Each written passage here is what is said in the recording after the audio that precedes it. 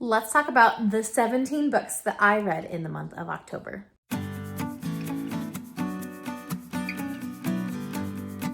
Hello, my name is Emily Crow from The Cozy Crow, and welcome to my YouTube channel. And welcome to Alfred, who is joining us.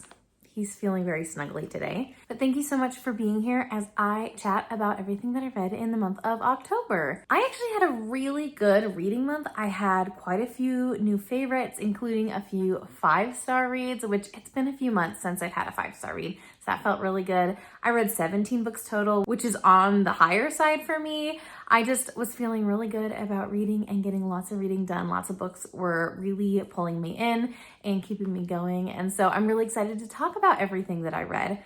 First, we will talk about my statistics for the month, and I have them here on my little paper. So I'll just read through some of the stats that I pulled from my reading. If there's anything that you want to hear more about that I don't talk about as far as my stats right now, just let me know down below and I can let you know more details about those statistics. But these are the things that I'm interested in seeing as I review my reading. And hopefully at the end of the year, I'll do a big reading recap of all my stats in general. So this is like a good place to start when we're talking about my statistics for my reading. So like I already mentioned, I read 17 books in the month of October. 15 of those were on audio. One of them was an ebook and one of them was a physical book. And now if there's something that I read in multiple formats, I try to pick the format I spent the most time reading in, or like the greatest percentage of the book in a single format to represent. I don't include like mixed formats here. I just pick the one that best represents that book. So that's the breakdown of what format I read my books in. As far as the genres I read 6 fantasies, 3 just regular old fiction books, general fiction, literary fiction, not so much on the heavy side of like literary fiction, but in the fiction, general fiction category. I read 2 romances, 2 sci-fis, 2 nonfictions actually, 1 mystery and 1 horror. Kind of an interesting spread there. Definitely getting a few more of the spooky and colder weather genres sprinkled in. Oh, I maybe should have started with this, but my average star rating for the month was 4.09 stars, which is pretty good. My lowest read was rated a 3-star, but I also had 2 5-star reads and a couple others that were in the high 4 stars as well. So lots of really good reads this month. The longest book that I finished was A Discovery of Witches by Deborah Harkness, which is 579 pages.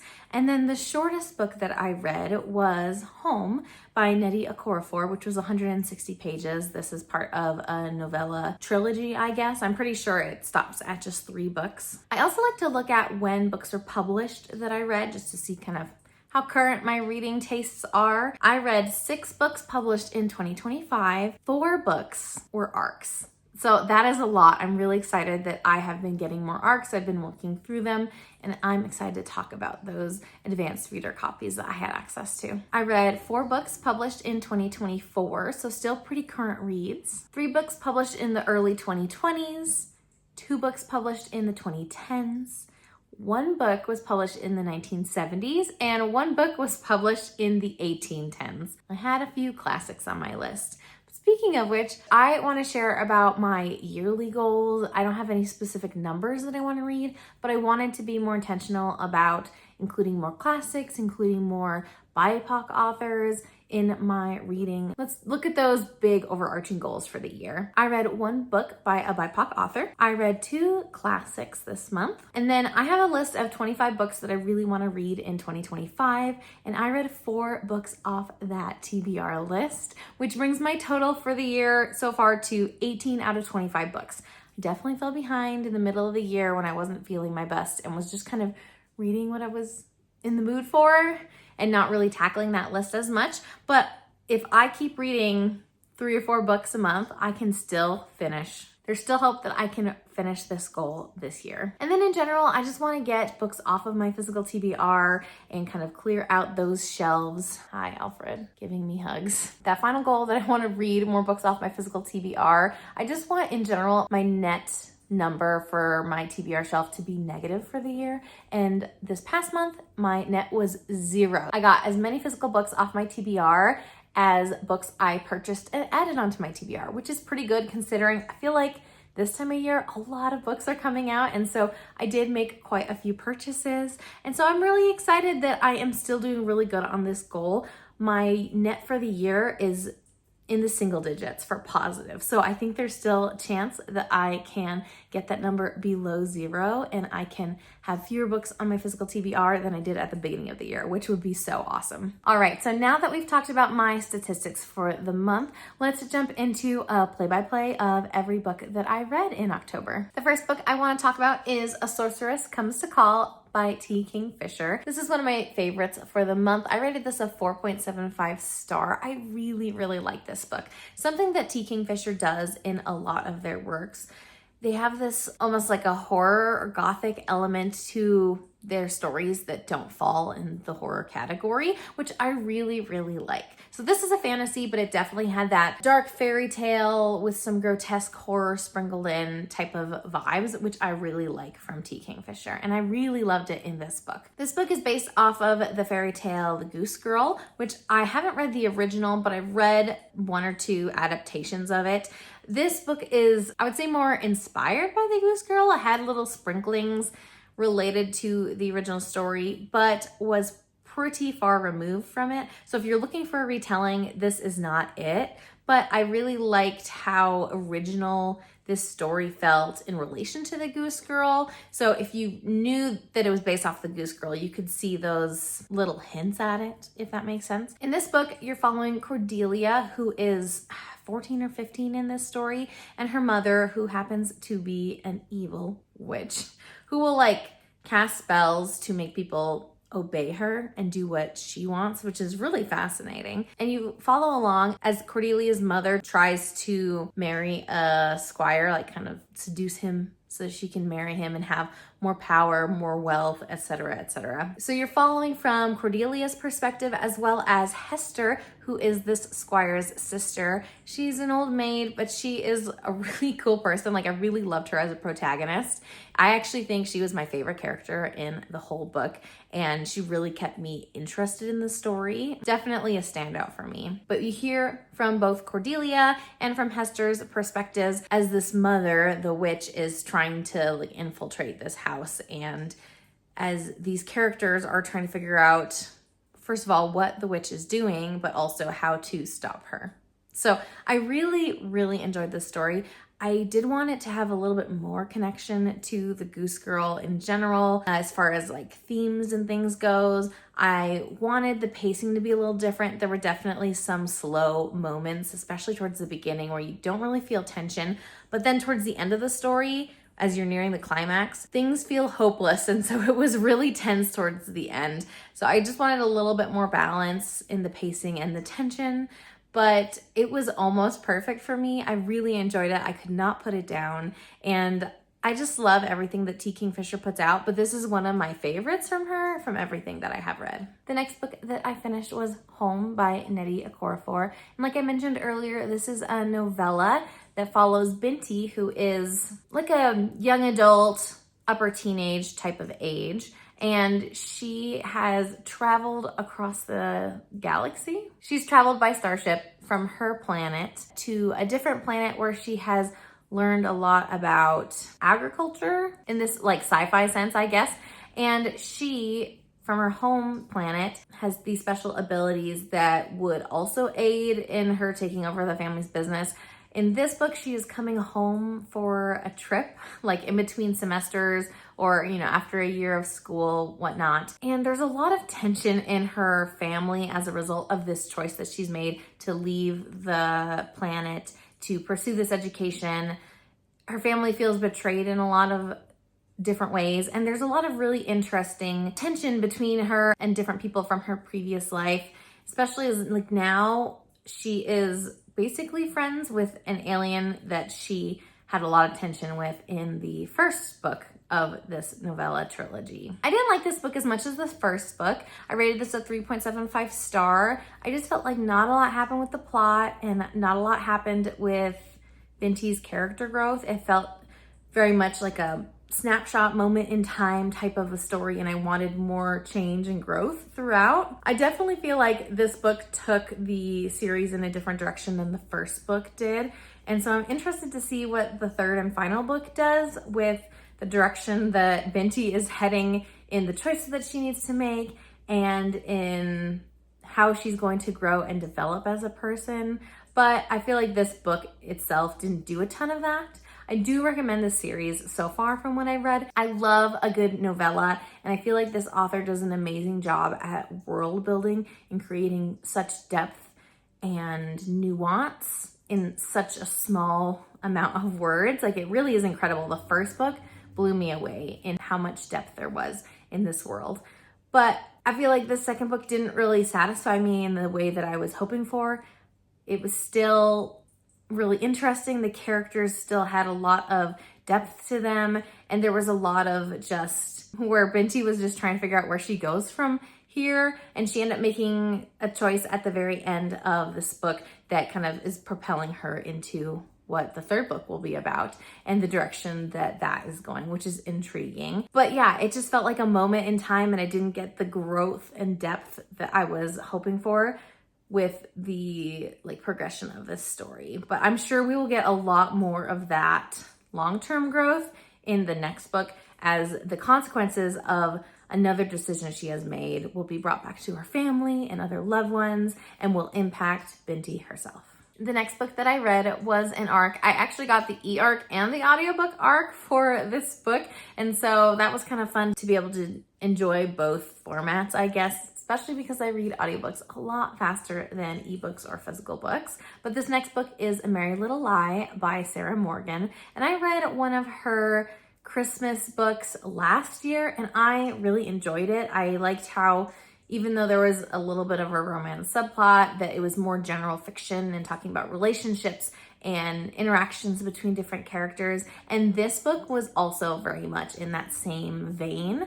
I rated this a 3.75 star. In general, I did enjoy this book, though the first 20%, these characters were driving me nuts, and I was so annoyed by every single one of them. Just the way that these characters were set up made me not like any of these characters. And I had a hard time sympathizing with all of their issues as these different members of the family were coming together and preparing to spend Christmas at home. So you hear from the twin sisters, you hear from the mom, where the holidays are being hosted. You hear from the partner of the brother in this family. So you hear the perspectives from 4 different women that are family, their insecurities going into the holiday season and the things that they're struggling with. And then you see throughout the book as their relationships grow and change, as they learn to communicate with one another and learn to appreciate each other for the different things that they may be struggling with, and just learning to love each other in a familial sense. Not that they didn't before, but it was just really cool to see the evolution of these relationships and how people's expectations changed over the course of this book. And so, like I said, this is a very relationship-focused journal fiction, though there is definitely a little bit of a romance subplot with one of the people in this book. And I mean, there's relationship issues that everyone has in this book because it's part of the family drama and whatnot. But there's one specific relationship that has a little bit of a cheesy romance involved. I do feel like the nature of the romance especially, but the nature of this whole book, it just wrapped up a little bit too neat and nicely for me. Didn't leave anything hanging. So if you're looking for something with a lot of closure, then this would be it for you. But considering the depth of the insecurities and struggles that these people were having, I kind of wanted there to be a little bit more future growth envisioned in each of these characters rather than them arriving where they needed to be by the end of the book, if that makes sense. I will say that this made me feel really ready for the holiday season. I loved the vibes. And if you are looking for, like I said, a general fiction about family relationships, little bits of family drama, but mostly just about how these people all came together and cared for each other in a variety of ways, this book is for you. I did enjoy this quite a bit, and I definitely see myself reading more from Sarah Morgan. The next book that I read was A Discovery of Witches by Deborah Harkness, and I had this book recommended to me, and one of my friends is reading it. There's like a schedule, I guess, where you can read this book throughout like the end of September through October, where you can read chapters on the days that those chapters take place in the book, because it ends either like right around Halloween or just after Halloween, I think, like early November maybe. I started following that schedule, and then I got the audiobook and I just blasted right through this. It is on the longer side. This was my longest book of the month that I read. So it took a bit to get through, but in general, I really enjoyed this book. I rated it a 4.5 star. I definitely see myself continuing in this series. If you are not familiar, this is a little bit on the older side. I think maybe 2011. 2011, I was right. But in this story, you're following Diana, who is a witch, but she's not embracing her witch's heritage. She's trying to do some research. She finds this manuscript that apparently has been lost and no one else has been able to access for a long time. And she starts seeing many more demons and vampires and witches in her community around her, to the point where it's abnormal. She's feeling not safe. She befriends Matthew, who is a vampire, and you see them kind of try to figure out what's going on with this manuscript in the first place, and trying to figure out how she accessed it and how to combat the dangers that are creeping in around her as a result of her accessing this manuscript coincidentally, it seems. So this is a really interesting book. I love this setting. Definitely in the like academic. Is she in Oxford? Yes, she's in Oxford. So academic fall vibes with a little bit of, you know, like witchiness and stuff thrown in. You see her come to her own with her witch's powers a little bit. And there's just some interesting growth that goes on in her character from like a superficial standpoint, but also at greater depth as well. Like I said, I really enjoyed this book. I feel like the pacing was pretty consistent as far as like what was happening in the plot, which kept me reading even though it was a long book, though there were times when it felt a little bit slow of a read. But for the most part, I feel like the pacing was pretty good. I also feel like the romance that takes place in this book, I wanted it to be a little bit more slow burn. I really loved how it started, but then it felt like it escalated pretty quickly. So you didn't see a lot of the like middle ground of them figuring it out or like, you know, developing feelings but not doing anything about it kind of stage. I wanted more of that stage. Whereas, you know, by the end, the romance is like established and they are committed to each other. So yeah, I just wanted more of a slow burn to the romance and more of a progression rather than escalating so fast. But I'm trying to decide if I want to read the next book pretty soon or if it would be detrimental to wait till like next fall to read the second book. I probably should start reading the second book soon, especially because they're so long. But I'm still thinking about it because I did really enjoy this and I'd love to continue. The next book that I read was another spooky read, and this was The Haunting of Velkwood by Gwendolyn Kiste. And this book I rated a 4 star. It is a little bit on the shorter side, not quite a horror novella, but definitely a shorter novel in the horror category. And this is kind of a ghost story, kind of. The main character that you are following, maybe like 10 or 15 years in the past, she went home for the weekend from college. When she left that Sunday night, Monday morning came and her neighborhood was gone. No one could get in to access it. No one could see it. It was just closed off from the rest of the world by like supernatural forces. And so it made the news. It was a big deal. And it's kind of ruined this main character's life. So she's not in like a great spot mental health wise or even like what's going on in her life.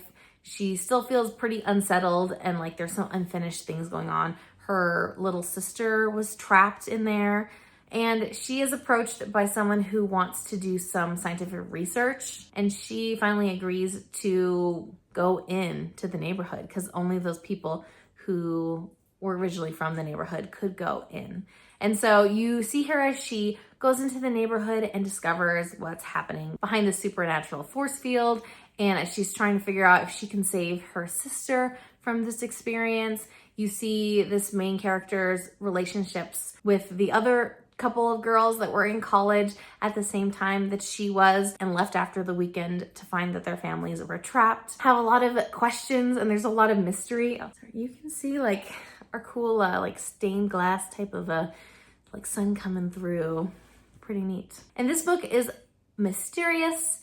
There are a lot of questions. It is supernatural, so you don't get all the answers, but you get some of them by the end. And it was very intriguing to see where the story went as far as the themes go, as far as like queer relationships, what the community's duty is to take care of each other in the community and what that looks like or should look like. I really liked the idea behind the climax and what was going on in general, though I feel like the execution wasn't as careful as I would have liked in presenting that. It just felt like the climax and the conclusion worked out too nicely, especially with so many unanswered questions. Like it would have been nice if things were a little bit more ambiguous and if there was even more like inklings of that's where the story was headed earlier in the story, just to like have continuity in the reactions of the characters kind of thing. So it was very intriguing and I would read more from this author, but I feel like, yeah, the execution wasn't perfect for what I was looking for in a supernatural story, though I did enjoy this and would recommend it. The next book that I read was Everything is Tuberculosis by John Green.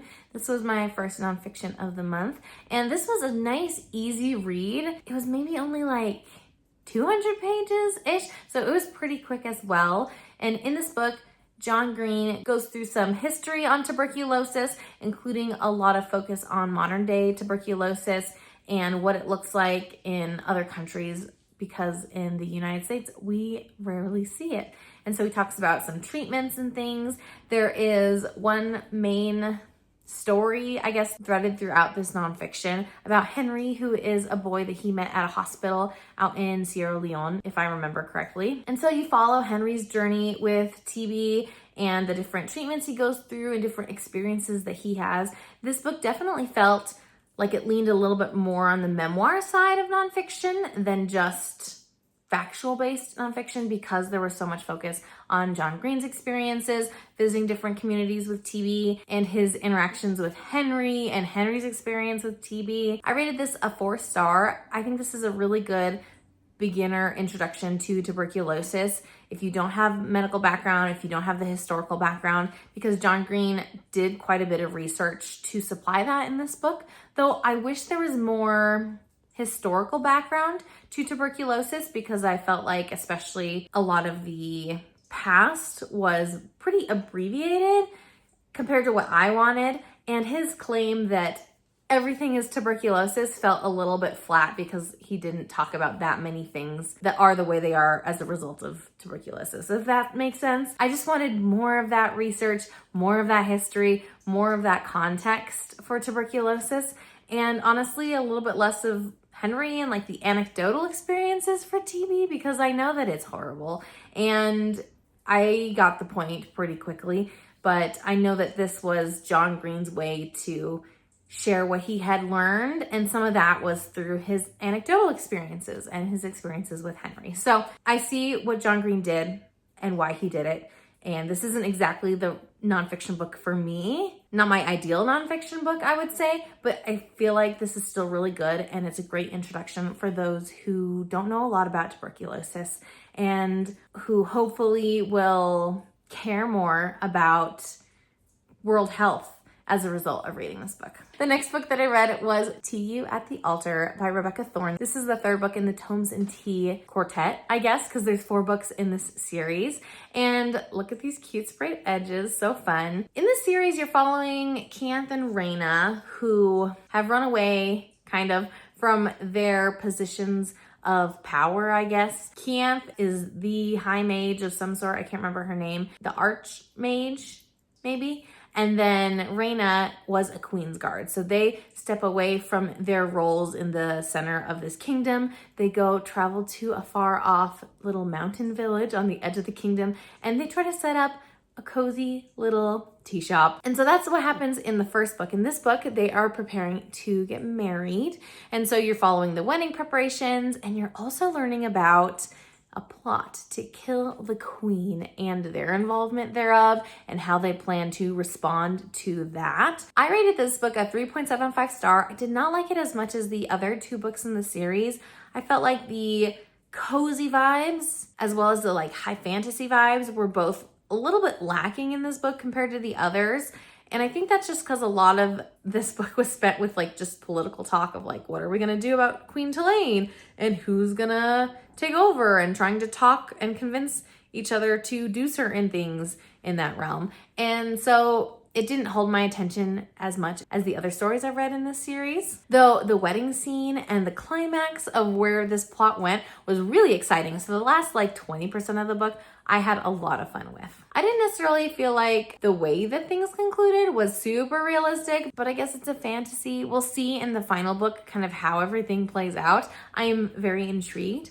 Maybe I'll get to the last book in the series before the end of the year. That would actually be a really good goal to like finish off this series. But in general, I really liked cozy fantasy. And while this series is not the perfect balance of cozy fantasy for me, I've still really enjoyed them, and I'm looking forward to the next book. I would recommend though, because of the wedding situation where they're bringing in characters from the other couple of books, that maybe you would read this series a little bit closer together. It's been a while since I've read the second book, and the first book especially even, compared to this one. And so I forgot who a lot of the side characters were.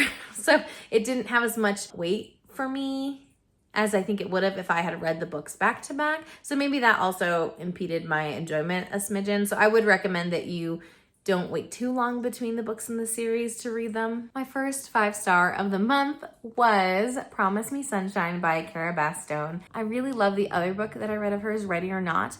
I love how this author writes really realistic situations that are really heartfelt. The relationships just feel so real to me in their imperfections and their humanity. It just makes me fall in love with these characters so much as I can learn to relate with them in their unique struggles and challenges. I don't know, it just feels very mature and realistic. And if you're looking for a silly, goofy romance, this is not it for you.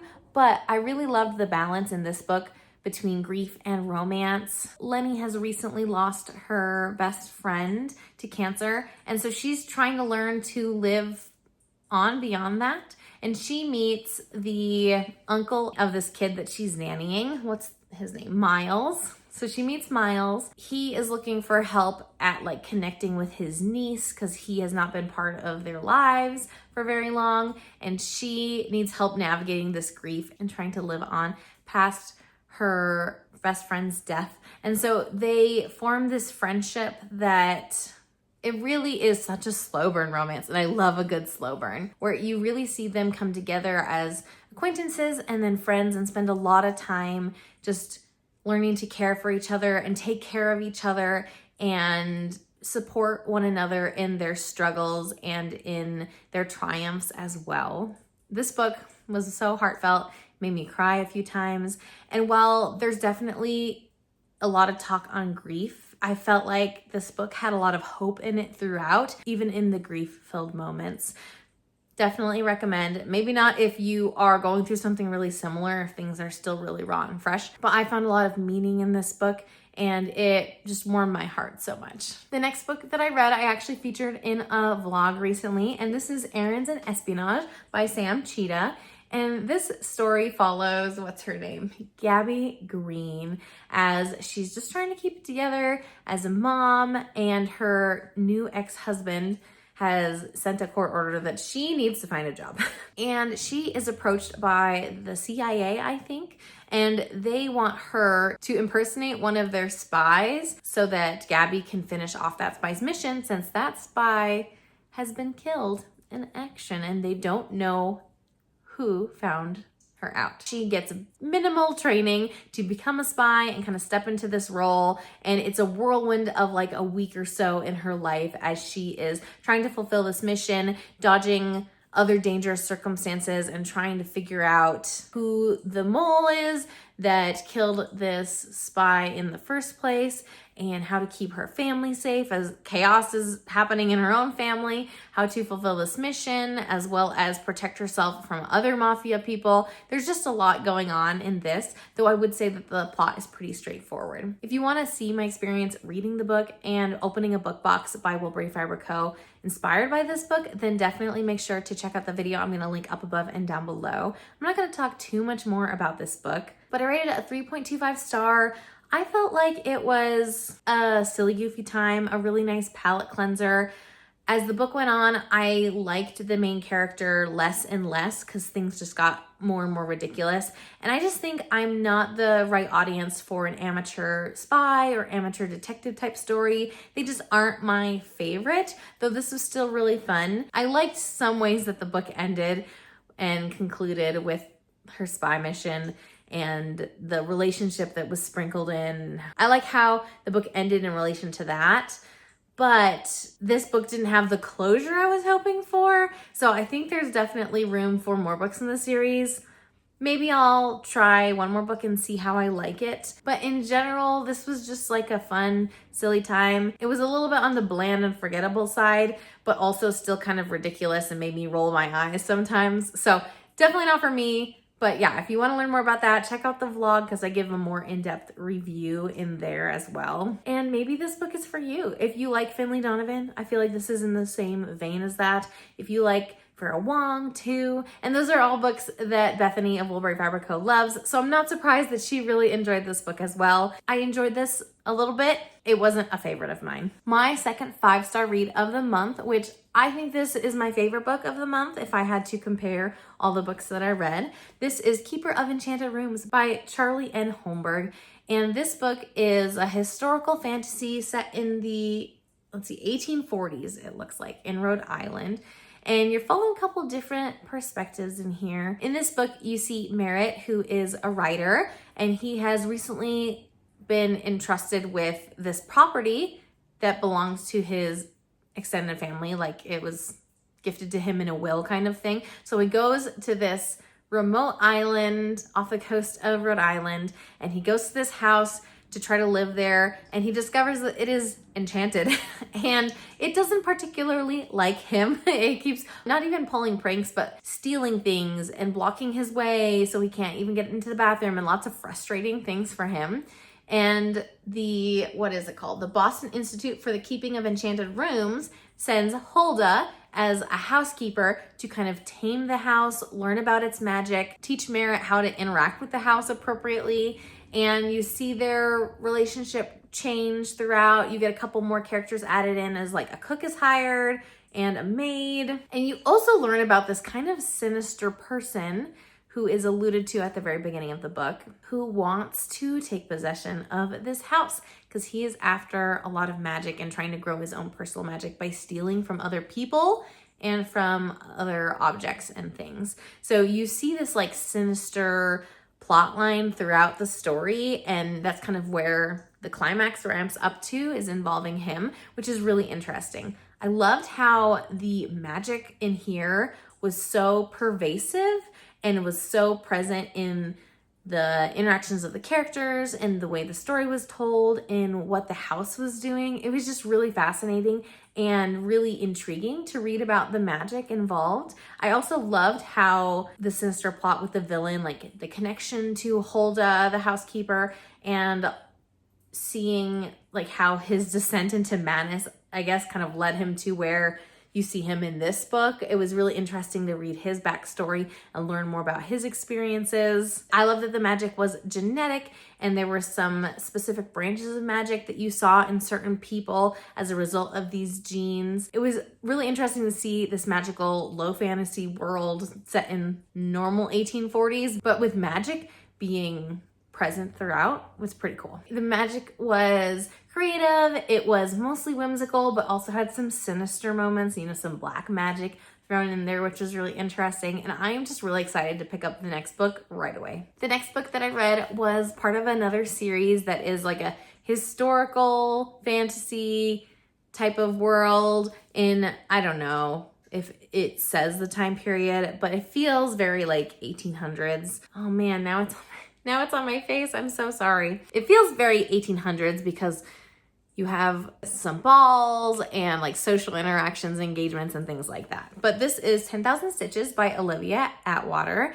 And this book is not nearly as connected with the first book in the series as you might think, though there's definitely like really tiny Easter eggs connecting this book to the world from the first book, if that makes sense. This book felt like a Cinderella retelling, but not in a super overt kind of a way. Whereas after reading like 10 or 15%, I was like, you know what? This kind of reminds me of Cinderella. And I love that level of like connection and retelling in the story.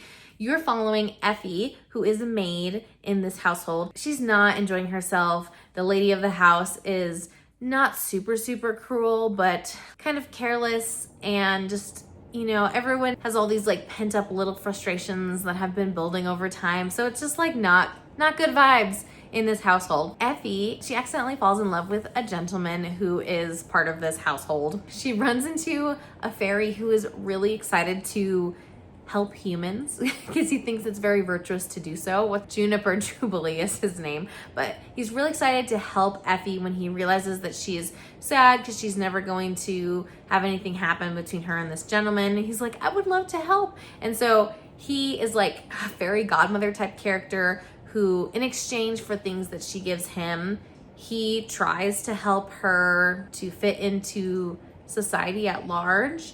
And of course, things don't work out great. So there's lots of little snafus and hiccups along the way. And there's a lot of learning that Effie does too along the way about what she truly wants and needs. I really enjoyed this book. I rated it a 4.75 star. While I loved Effie as a character and her character growth, Juniper Jubilee, I was mostly indifferent about. And the relationship that Effie ends up having in the romance of the story, I just didn't quite connect with. Yeah, it just made me feel kind of indifferent as well. I just wasn't super gripped by it. I did love the magic that was involved in this story, but I wish there was a little bit more details about it. You just see more of where it comes from, I guess, if that makes sense. Because it was very intriguing and interesting. And I loved how this magic affected people's mood in this household. I think there's only one more book in that series, so I should try to finish that too before the end of the year. That would be a good goal. The next book that I read was Northanger Abbey by Jane Austen. I am trying to read more classics, like I said, and I would love to read more from Jane Austen because I had read Pride and Prejudice and Emma both before this year. I have reread them both recently, and now I'm moving on to this book. It is the shortest book by Jane Austen, and I heard that it was perfect to read for this time of year because it has some gothic elements. It really is not super gothic, honestly. It's actually more of a satire of gothic novels of that time period, though the satire element was pretty light. There were a couple moments that honestly made me laugh out loud because they were so funny in that satire of gothic novels, but I wanted more moments like that throughout the book, and we just didn't get a lot of those types of moments, picking fun at gothic novels from the 1800s. And I think maybe if I read this in the 1800s that I would have more context to see more satire, but the amount of satire that I saw was hilarious. I just wanted more of it. I rated this a 3.75 star. This book is more of a coming of age novel for Catherine than a romance, though there is a romance subplot in here, but you get to see Catherine as she is finding out who her real friends are and how she can be true to herself while being kind to others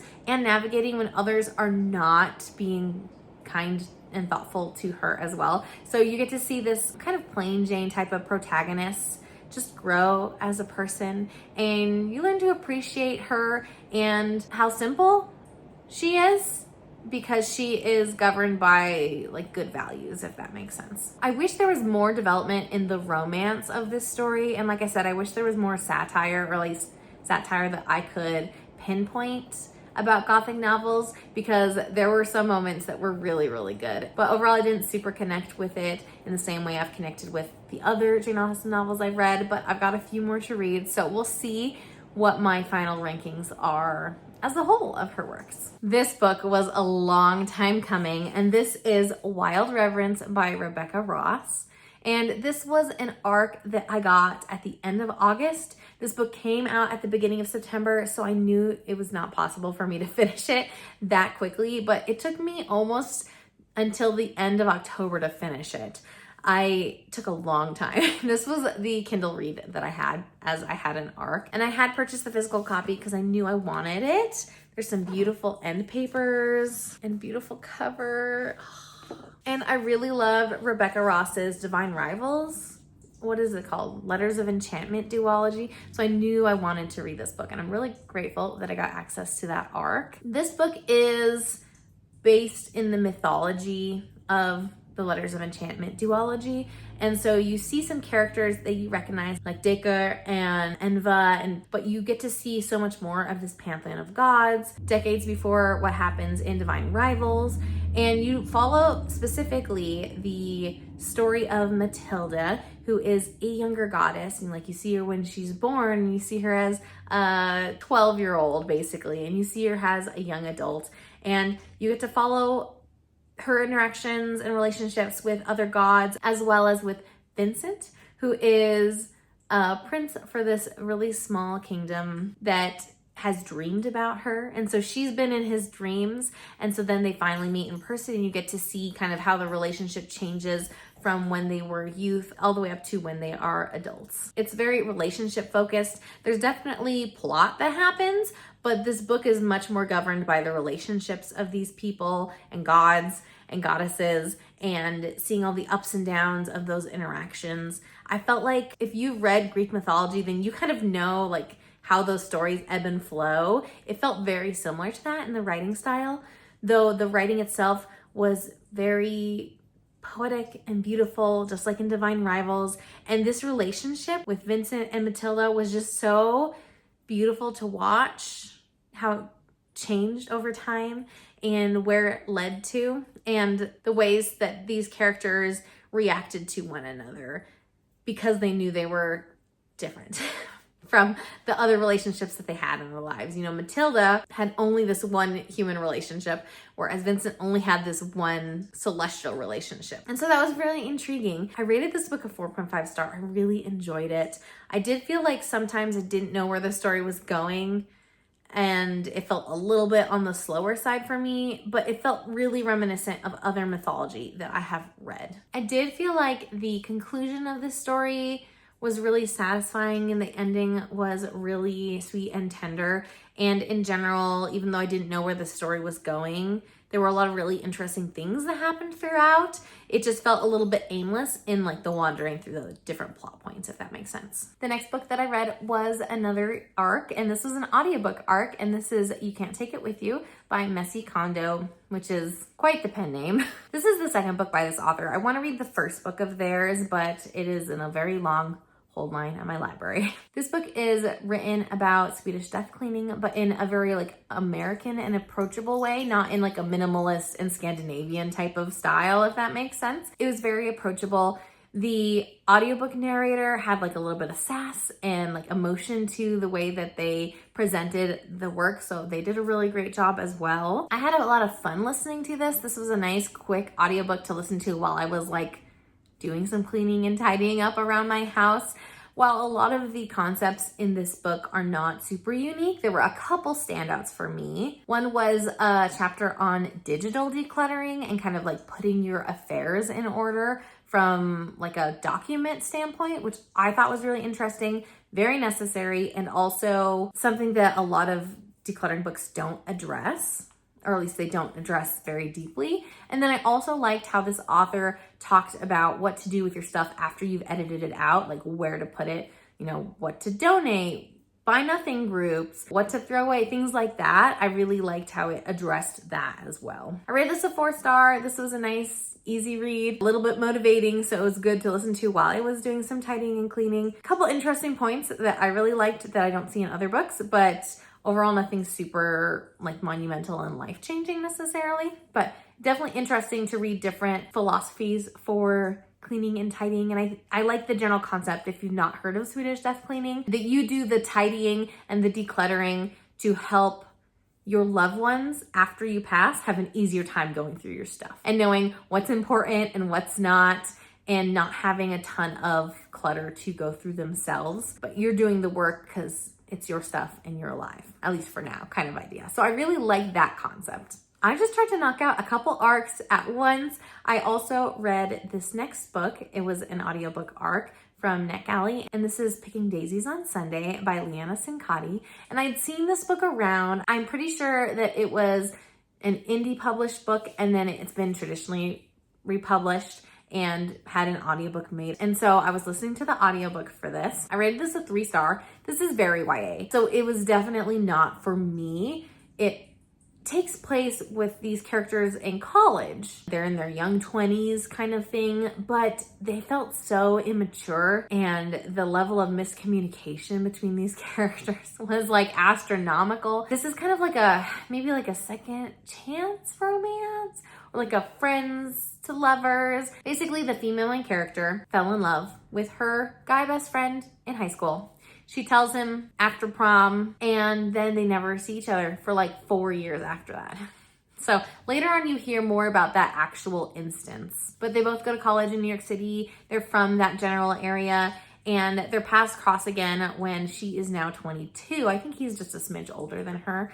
And you see them rekindle this friendship and rekindle this love too between them, as they are kind of more integrated into each other's lives than they had been for the past 4 years, where they didn't talk at all, which is, first of all, kind of ridiculous, but whatever. The instigating instance in high school was also just felt really stupid and silly to me, that such a miscommunication made it so that they didn't talk for 4 years. Felt crazy. Honestly, I did not understand. First of all, why that much miscommunication happened in the first place. But second of all, like how they didn't talk for so long after that. And I don't know, it just was kind of annoying how much miscommunication was happening in this story and how much they refused to just clarify things with one another.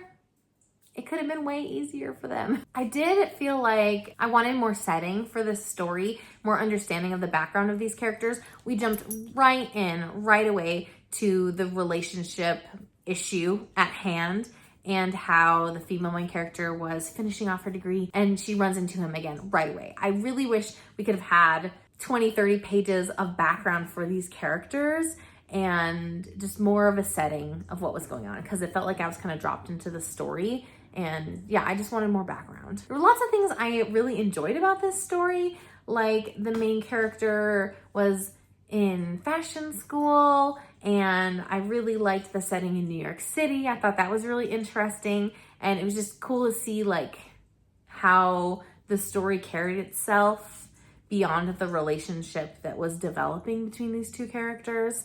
But the relationship itself drove me nuts. There were also a lot of like one sentence metaphors over and over again about different things that felt a little bit overused as like a way of telling the story, if that makes sense. But yeah, I would say that this is very much a younger YA type of a story, even though the characters are in their 20s. It felt much younger YA. Another book that was like a little bit of a disappointment, though I rated this one higher. I rated this a 3.75 star. This is Richard Osman's We Solve Murders. This is separate from the Thursday Murder Club series, which I have loved. But in this book, you follow the two main characters. Steve Wheeler is a retiree, and his daughter-in-law, Amy Wheeler, is in private security. So she is pretty cool. And you follow these characters as Amy has been set up to look like she committed some murders that she didn't do, and she tries to enlist the help of Steve to figure out who is behind all this and to try to stay safe, because he did private investigation, or was a detective at some point like in his career, something along those lines. And so he has some skills in figuring out what is really going on. I felt like, I don't know, in general, I enjoyed the process of reading this book and discovering the story, but the cast of characters felt really one-dimensional to me, and I just was not getting a lot of character depth. And while this book is a mystery about who is truly behind setting up this plot against Amy, it felt like a subplot because there was just not a lot of details about the mystery. We got a lot more attention from the characters themselves, interacting with each other, interacting with like tertiary characters, and going through the motions of figuring things out, but like not getting any information about it, if that makes sense. As far as the mystery, it didn't give me a lot of substance. And I know that the Thursday Murder Club also doesn't have a ton of substance to the mystery, but it felt like there was a lot more interest in the clues that we did get in the Thursday Murder Club books. So this wasn't quite as good for me, unfortunately. I think I'll probably read more if this series continues, but I think I'm just gonna enjoy the Thursday Murder Club because I have fallen in love with those characters so much and really love how vibrant they are. The last book that I finished for the month of October was The Hitchhiker's Guide to the Galaxy, which is technically a reread for me. And technically it's a classic. That's what it's categorized as on Stargraph, so I'm going with it. This book, I read it the first time in maybe high school. And so I had remembered a lot of like little random things in the book. I didn't even really remember the plot, but I remembered things like 42 and the dolphins and things that are totally random. And I wanted to get back into it. I have a bind up of the 5 books in this series altogether. So it's technically still on my TBR shelf because I didn't finish the whole book. I just read 1 book in this 5-book put up. But this was a nice palate cleanser. It's a really silly, goofy sci-fi that half the time you don't really know what's going on. I read this a 4th star in a lot of ways. There were moments that made me laugh out loud, and there were other moments where I had no idea like what the author was doing, why they went on this like random tangent, like how connected to the main plot of the story at all. And in general, it's just kind of absurd, and that's just how this story is. You just gotta roll with the punches, and it's okay if you don't really understand what's happening. There were actually way more pop culture references in this book than I had remembered, so that was kind of fun to revisit those. And even though I only understood like 70% of the book, there is like an overarching plot, and I am interested in reading more in the series, but I think I'm gonna save it for when I'm really in the mood for something silly goofy as a palate cleanser, because there's nothing in particular that's pulling me towards reading more in the series. They'll be fun as like singular reads, just kind of randomly when I'm feeling in the mood. It's funny, it's irreverent, it's kind of nonsensical. So if that sounds like your jam with some sci-fi in there that you probably won't understand what's going on with the sci-fi because the world building is not super fleshed out, then this would be for you. It just involves some like rolling with the punches and just taking it at face value, even if you are not sure what's happening. At least that's how I felt. I guess little recap on the plot of the book. Arthur Dent lives on planet Earth, and it is due for destruction to make way for a like intergalactic bypass lane or something. And one of his neighbors, who's a little bit weird, but is actually an alien, grabs Arthur and rescues him right before this destruction happens.